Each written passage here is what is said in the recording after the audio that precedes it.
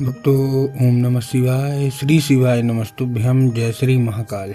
जी हाँ भक्तों, क्या आपका भी जो बच्चा है उसका जो मन है वो पढ़ाई लिखाई में बिल्कुल भी नहीं लगता। आप लोग बहुत ज़्यादा परेशान हैं उसकी पढ़ाई को लेके कि आखिरकार हमारा जो बच्चा है वो पढ़ता क्यों नहीं है। जब भी आप उसको पढ़ाने के लिए बैठाते हो तो कहीं घूमने चला जाएगा, कहीं खेलने चला जाएगा, कहीं कुछ करने लगे, कहीं कुछ, लेकिन पढ़ेगा बस बिल्कुल भी नहीं। और आप लोग भी बहुत ज़्यादा परेशान रहते हो कि आखिरकार हमारा जो बच्चा है उसका जो मन है वो पढ़ाई लिखाई में क्यों नहीं लगता। तो आपको परेशान होने की बिल्कुल भी आवश्यकता नहीं है। आपको मैं पूरा का पूरा उपाय बताने वाला हूँ कि आपको करना क्या है। तो एक एक चीज़ ध्यान से सुन के अच्छे तरीके से समझ के आपको करना है, ताकि आपका जो बच्चा है वो बिना कुछ बोले, बिना कुछ कहे, केवल और केवल जो है वो पढ़ाई ही पढ़ाई करे।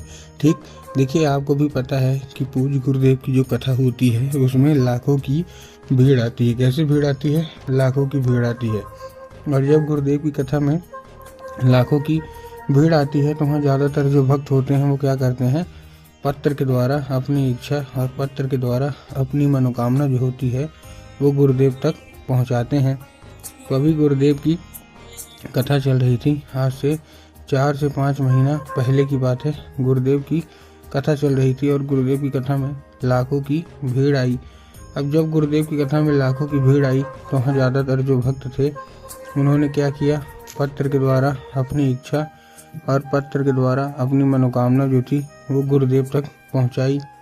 अब जब गुरुदेव के पास पत्र पहुँचा और गुरुदेव ने पत्र पढ़ा तो वहाँ गुरुदेव ने देखा कि ज़्यादातर जो भक्त हैं क्या है, उनकी एक ही इच्छा और एक ही मनोकामना है, क्या कि गुरुदेव हमारा जो मतलब बच्चा है ना उसका जो मन है वो पढ़ाई लिखाई में बिल्कुल भी नहीं लगता। कृपया करके कोई उपाय बता दें। हमने उसके पीछे क्या कुछ नहीं किया, बहुत अच्छी स्कूल में डाल के रखा है, बहुत अच्छा कोचिंग ट्यूशन दे रहे हैं, हर एक तरह की सुख सुविधा दे रहे हैं, लेकिन फिर भी जो बच्चा है उसका जो मन है वो पढ़ाई लिखाई में बिल्कुल भी नहीं लगता। कृपया करके कोई उपाय बता दें। जब भी हम उसको पढ़ाने के लिए बैठाते हैं तो कहीं घूमने चला जाएगा, कहीं खेलने चला जाएगा, कहीं कुछ करेगा, कहीं कुछ, लेकिन पढ़ेगा बस बिल्कुल भी नहीं। कृपया करके कोई उपाय बताएं। जब गुरुदेव ने ये देखा तब गुरुदेव ने 2 से 3 उपाय बताए और कहा केवल और केवल ये उपाय कर लेना, तुम्हारा जो भी बच्चा है जिसका भी मन पढ़ाई लिखाई में नहीं लगता, अवश्य रूप से उसका जो मन है वो पढ़ाई की ओर आकर्षित होगा ही होगा। क्या करना है, कैसे करना है, बस उपाय ये गुरुदेव ने बताया। अब जैसे ही गुरुदेव ने उपाय बताया तो लोगों ने जा जाके इस उपाय को घर में करना शुरू कर दिया। अब जैसे ही लोगों ने जा जाके इस उपाय को घर में करना शुरू कर दिया, वही लोग गुरुदेव की कथा में मात्र 1 से 1.5 महीने के बाद वापस आए। अब जब वही लोग गुरुदेव की कथा में वापस आए तो उन्होंने क्या किया, फिर से एक बार गुरुदेव को पत्र लिखा।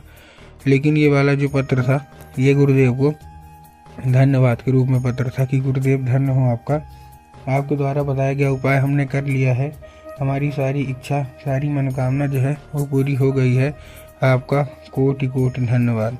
हमारा जो मतलब बच्चा था जिसका मन पढ़ाई लिखाई में नहीं लगता था, अब वो बिना कुछ बोले, बिना कुछ कहे, केवल और केवल पढ़ाई ही करता है। ठीक, तो देखिए जो लोग भी मेरी आवाज़ अभी सुन रहे हैं ना, अगर आपको भी जानना है कि आखिर ऐसा कौन सा उपाय है जिसको करने मात्र से इच्छा मनोकामना पूरी हो जाती है, तो चलिए हम बताते हैं आपको आज की इस वीडियो के माध्यम से कि आपको करना क्या है। तो बस उपाय ध्यान से सुन के अच्छे से करिएगा ज़रूर।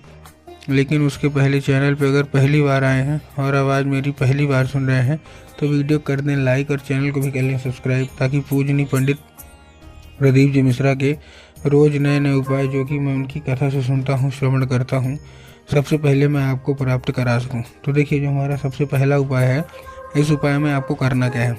जो हमारा सबसे पहला उपाय है, इस उपाय में आपको 3 काली तिल और 1 धतूरा लेना है। क्या लेना है? 3 काली तिल और 1 धतूरा। अब देखिए काली तिल और काली मिर्च में ना बहुत सारे लोग कंफ्यूज होते हैं कि काली तिल क्या है, काली मिर्च क्या है, हमको थोड़ा साफ साफ बताओ। तब गुरुदेव ने साफ साफ बताया है कि आपको काली तिल ही लेना है, और काली तिल के साथ साथ आपको क्या चाहिए, 1 धतूरा भी चाहिए। ठीक, ले लिया। अब लेने के बाद आपको करना क्या है, अपने बच्चे के हाथ में दे दीजिए और उसको भेज दीजिए कहाँ, सीधा सीधा शिव मंदिर। अब जैसे ही आपका बच्चा शिव मंदिर पहुँचेगा, शिव मंदिर पहुँचने के बाद उसको बोलिएगा कि दक्षिण दिशा में खड़ा हो जाए और उत्तर की ओर अपना चेहरा कर ले। अब देखिए दक्षिण और उत्तर में ना बहुत सारे लोग कंफ्यूज होते हैं कि दक्षिण क्या है, उत्तर क्या है, हमको थोड़ा साफ साफ बताओ। तब गुरुदेव ने साफ साफ बताया है कि आप जिस भी शिव मंदिर जा रहे हो उस शिव मंदिर का जिधर साइड जलाधारी होगा आपको अपना चेहरा उधर साइड करके खड़े हो जाना है। ठीक, खड़े हो गए। अब खड़े होने के बाद आपको करना क्या है, एक नाम लेके, कौन सा, महादेव का बहुत ही सुंदर सा नाम है श्रम्भेश्वर महादेव। ठीक, तो देखिए अब आपको करना क्या है, श्रम्भेश्वर महादेव का नाम लेके और उन्हीं का स्मरण करके आपको चुपचाप क्या कर देना है, अर्पित कर देना है बस। पूज्य गुरुदेव कहते हैं कि अगर आपने ऐसा कर लिया तो अवश्य रूप से सारी इच्छा, सारी मनोकामना जो है वो पूरी होगी ही होगी। ठीक, ये था हमारा पहला उपाय। अब हम चलते हैं अपने दूसरे उपाय की ओर। अब देखिए जो हमारा दूसरा उपाय है, इस उपाय में आपको करना क्या है। जो हमारा दूसरा उपाय है, इस उपाय को करने के लिए आपको सबसे पहले क्या चाहिए, आपको चाहिए केवल और केवल माता सरस्वती की फ़ोटो या मूर्ति। आपको अपने घर में माता सरस्वती की फ़ोटो या मूर्ति चाहिए और उसके साथ साथ आपको और क्या चाहिए, आपके घर में एक लाल फूल होना अति आवश्यक है। अगर आपके घर में लाल फूल है तब तो अच्छी बात है, लेकिन अगर आपके घर में लाल फूल नहीं है तो आपको बाज़ार जाना है, लाल फूल लाना है और अपने घर में उनको ले आना है। ठीक, अब देखिए आपको लाल फूल कहीं से भी कटा फटा बिल्कुल भी मत लीजिएगा। लाल फूल में भी बहुत सारे लोगों को होता है कि आखिर कौन सा लें, गुड़हल का लें, गुलाब का लें, किसका लें।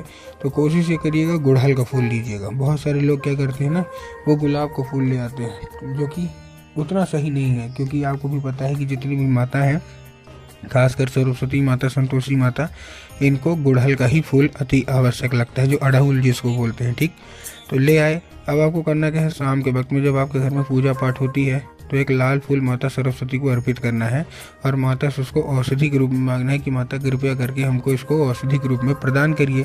अब क्या होगा, अब ये औषधि का रूप ले लेगा। और उसी रात जब आपका बच्चा अच्छे तरीके से खाना पीना खा के सो जाए तो आपको लाल फूल उठाना है और अपने बच्चे के माथे पे 2 से 3 बार आपको क्या कर देना है, फेर देना है। पूज्य गुरुदेव कहते हैं कि अगर आपने ऐसा कर लिया तो उस फूल के जरिए स्वयं माता सरस्वती उसके दिमाग में प्रवेश कर जाएंगी और उनका जितना भी दिमाग इधर उधर के काम में लगता है वहाँ से न लग के केवल और केवल जो मन है वो पढ़ाई की ओर आकर्षित होगा ही होगा। ये था हमारा दूसरा उपाय। अब हम चलते हैं अपने तीसरे और आखिरी उपाय की ओर। अब देखिए जो हमारा तीसरा और आखिरी उपाय है, इस उपाय में आपको करना क्या है, एक पान का पत्ता लेना है। पान के पत्ते के ऊपर आपको शहद का लेपन कर देना है। ठीक, कर दिया शहद का लेपन। अब शहद का लेपन करने के बाद आपको करना क्या है, जैसे आप शहद का लेपन किया, शहद का लेपन करने के बाद आपको वो जो पान का पत्ता है उसको क्या करना है, चुपचाप अपने बच्चे के हाथ में देकर उसको भेजिए कहाँ, सीधा सीधा शिव मंदिर। अब जैसे ही आपका बच्चा शिव मंदिर पहुँचेगा उसको बोलिएगा कि माता शोक सुंदरी की जगह पे अर्पित कर दे। अब देखिए माता शोक सुंदरी की जगह बहुतों को पता ही नहीं होती कि माता शोक सुंदरी की जगह कहाँ होती है। तब गुरुदेव ने साफ साफ बताया है कि जो जलाधारी है, जलाधारी के बिल्कुल बीचों बीच, कहाँ, जलाधारी के बिल्कुल बीचों बीच माता की जगह होती है। तो बस चुपचाप क्या करवा देना है, अर्पित करवा देना है बस। 1 से 1.5 महीने करवा के देखिए, अवश्य रूप से बच्चा पढ़ाई की ओर आकर्षित होगा ही होगा।